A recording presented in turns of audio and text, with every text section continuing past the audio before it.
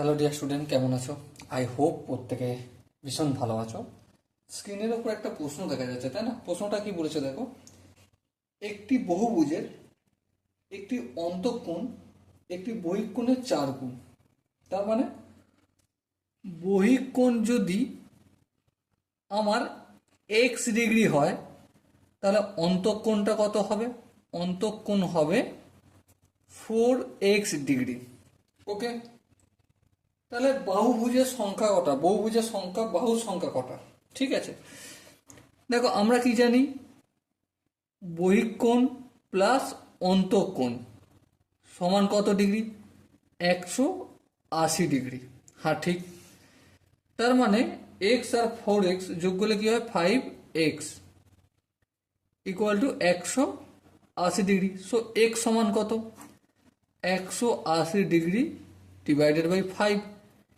এবার যদি একটু গাড়াগাড়ি করে কি পাবো? 3, 5, 15, 16, 17, 18, 5, 6, 30, তাহলে 36 ডিগ্রি হচ্ছে বহিঃকোণ। ঠিক আছে, আর অন্তঃকোণ কত? সেম 4 × 36।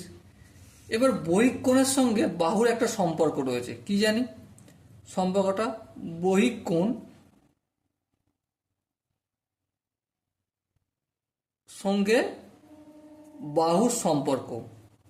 ঠিক আছে, বাহু, সাপোজ বাহু যদি এন ধরি, তাহলে বহিঃকোণ সমান কি? বহিঃকোণ সমান 360 ডিগ্রি বাই এন। কি বললাম? এটা মনে রাখতে হবে। বহিঃকোণ ইকুয়াল টু কি? বহিঃকোণ equal to 360 degree by N. N মানে বাহু। তাহলে বহিঃকোণ এখানে কত ডিগ্রি পেয়েছি? 36 ডিগ্রি পেয়েছি। এই 36টা লিখলাম।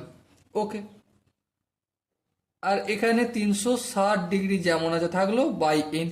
এনটা এদিকে গেলে N equal to 360 degree divided by 36 degree. তাহলে কত হবে? 10। তাহলে বাহুর সংখ্যা কতগুলো পেলাম? 10টা বাহুর সংখ্যা পেলাম।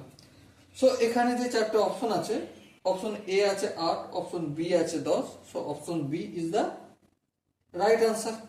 আই হোপ এই অঙ্কটার প্রতিটা স্টেপ তোমাদের বোঝা গেছে। যদি কোনো স্টেপ বুঝতে অসুবিধা থাকে, ডাউট থাকে বা কনফিউশন থাকে, তাহলে কি করতে হবে? কমেন্টে অবশ্যই জানাতে হবে। ওকে, সো ডিয়ার স্টুডেন্ট, দেখা হচ্ছে পরবর্তী সেশনে। ততক্ষণ পর্যন্ত ভালো থেকো, সুস্থ থেকো এবং জয় হিন্দ।